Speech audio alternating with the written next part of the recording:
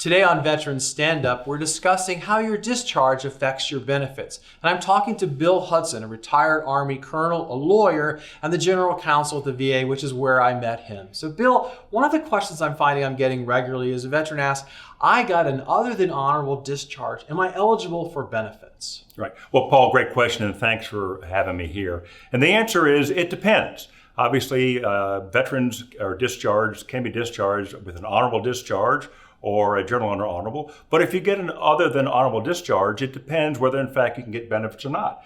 And one of the processes which a veteran can apply is request the VA to have a character service review of the discharge to determine whether in fact the discharge was not under dishonorable conditions.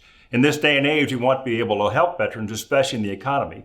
And this way or manner with which that veterans can check to determine whether in fact they actually can be apply for VA benefits and have some compensation or have some health benefits, which in fact will help them in the long run for the rest of their lives. Okay, so the character of discharge review. So what's the process? How does it actually happen? Bottom line is that the veterans have got to apply to the VA either for a compensation claim or a health claim. They apply for a character of service discharge review with the process of applying for a disability or a compensation or health care claim.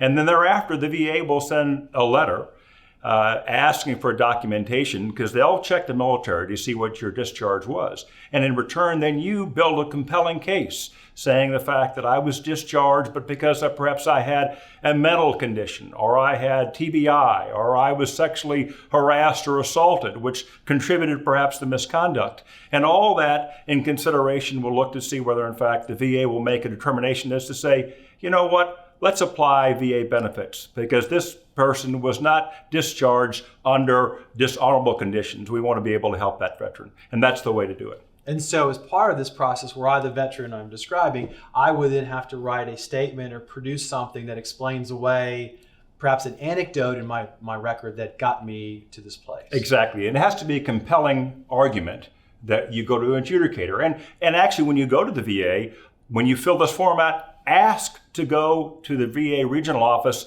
and describe and expound on your claim to that adjudicator. You have the ability to do that. And that way it personalizes the appeal and the request as well. I'll give you an example. Let's say that you had a service member that was in Iraq and he or she was promoted and was led superiors in combat, but later dropped hot on a drug test and was discharged other than honorable discharge.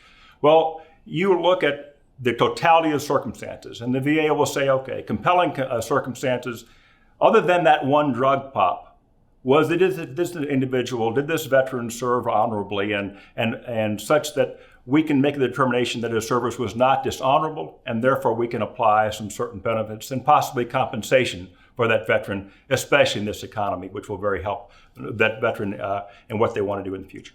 Well, that's great to know. What other sources, if I wanted to find out more, where should I go? What should I do? Well, the VA's got a great website, which I think I would encourage veterans to look at, and you can search that VA website.